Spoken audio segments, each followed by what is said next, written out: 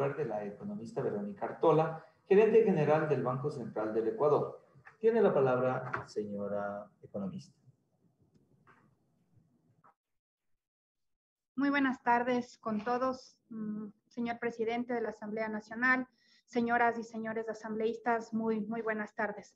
Es para mí un honor estar aquí en calidad de gerente general del Banco Central del Ecuador, justamente para poder exponer los fundamentos técnicos de la Ley de Fortalecimiento de la Dolarización, que muchos de esos ya se han tratado, ya se han leído justamente en el informe que trató la comisión, pero creo que es importante también dar algunas puntualizaciones adicionales. De igual manera, yo lo había dicho cuando estuve en la comisión, que aprovecho esta oportunidad, no solamente como gerente, sino también como ecuatoriana, como mujer y como madre, para pedirles a cada uno de ustedes, señores legisladores, que escuchen y atiendan la demanda de 9 de cada 10 ecuatorianos, que hoy más que nunca merecen tener la certeza de que en conjunto, ustedes del Poder Legislativo, nosotros del Poder Ejecutivo, haremos todo lo necesario para dar estabilidad a la dolarización y con ello brindar la esperanza de salir adelante de estos complejos tiempos que hemos tenido que vivir. En sus manos, señoras y señores asambleístas, está el presente de nuestros padres y el futuro de nuestros hijos. Voy a permitirme compartir brevemente, señor presidente, señores asambleístas, una pequeña presentación que he preparado justamente para este momento. Yo tengo el honor de liderar y el Banco Central durante estos 4 años, desde que el presidente Moreno asumió la presidencia, y justamente yo he podido palpar cuáles han sido las debilidades y las fortalezas que hemos tenido como institución. Hay que entender, y muy brevemente, que un banco central en dolarización no es lo mismo que un banco central que tiene moneda propia. Un banco central en dolarización necesita tener todos los recursos necesarios para poder asumir los pagos internos y externos que tiene que hacer dentro de la economía.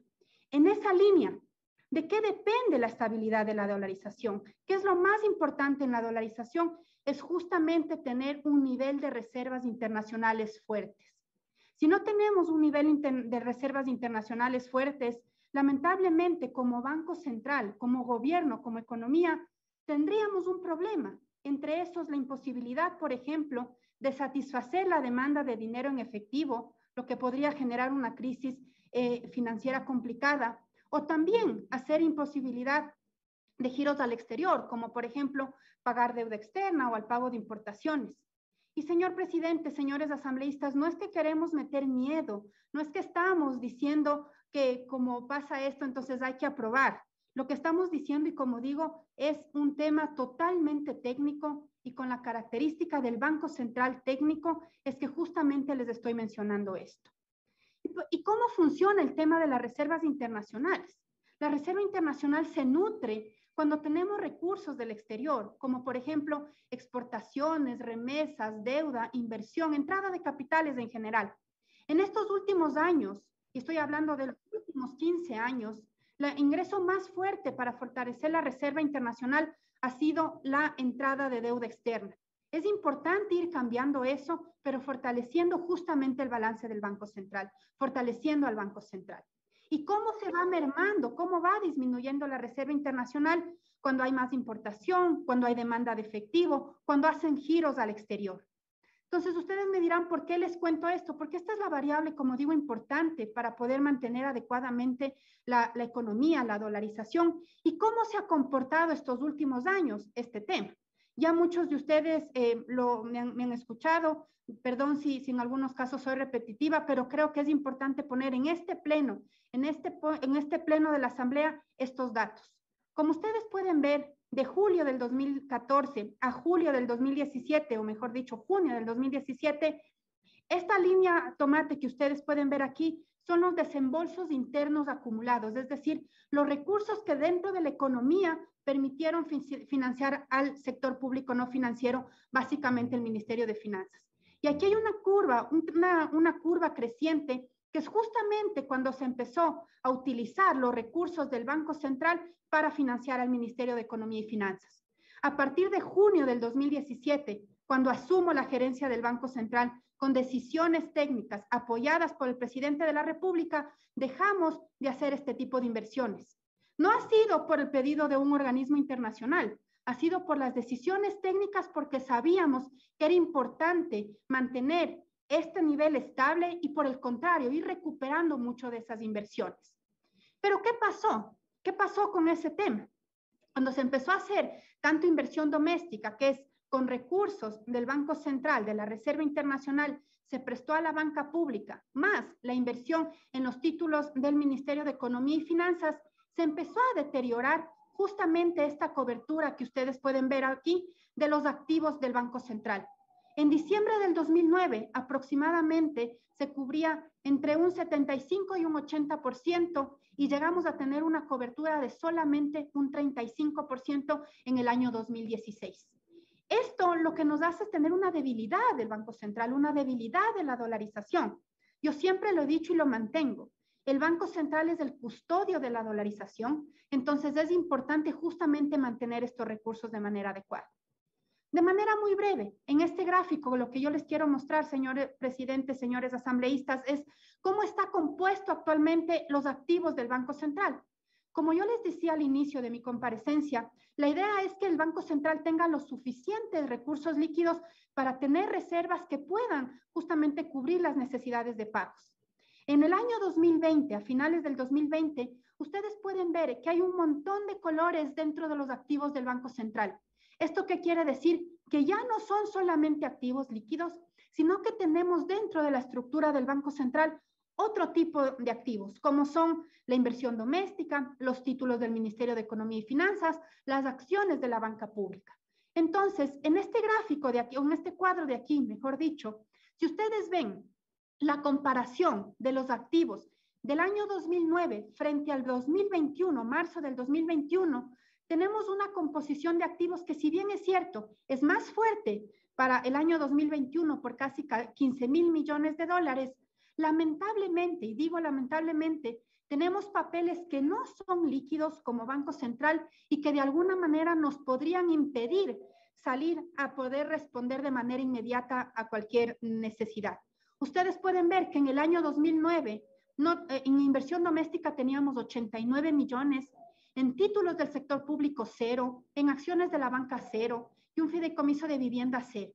Pero ahora tenemos en inversión doméstica 1.500 millones de dólares aproximadamente, títulos del sector público no financiero, que son los títulos con el Ministerio de Economía y Finanzas, por casi 3.700 millones de dólares y acciones de la banca pública por 2.300 millones de dólares. ¿Eso qué ha hecho? Como digo, que no podamos lamentablemente cubrir la totalidad de los activos que tenemos que cubrir, ni los depósitos del sector financiero. Hemos hecho un esfuerzo muy importante, señores asambleístas, durante estos 4 años, porque si ustedes pueden ver, en mayo del 2017, esta cobertura de la reserva frente a los depósitos era del 60%. Ahora estamos en un 79%. ¿Cómo recibimos del Banco Central? Con una cobertura de un 24% de los activos y ahora están un 40%.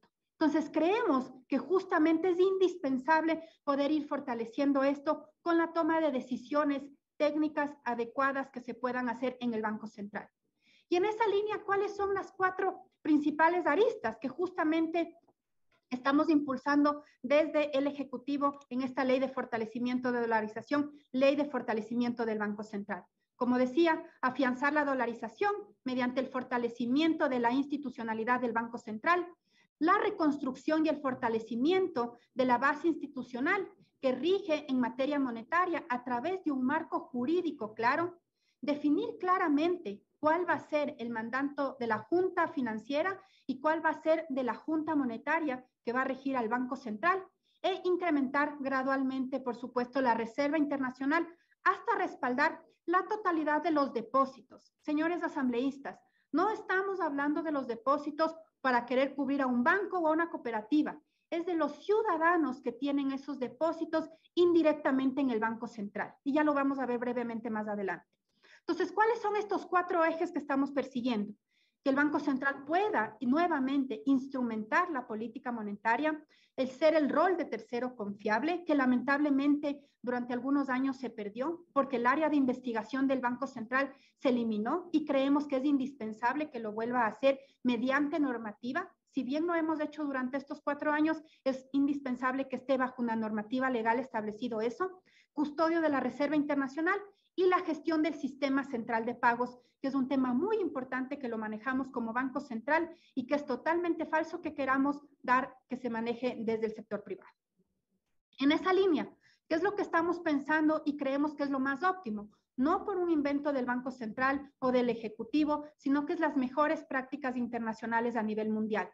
Que el Banco Central tenga una junta de política y regulación monetaria, que formule la política en el ámbito monetario y observe la aplicación por parte del Banco Central del Ecuador para preservar la integridad y la sostenibilidad del sistema monetario, de dolarización y del sistema financiero.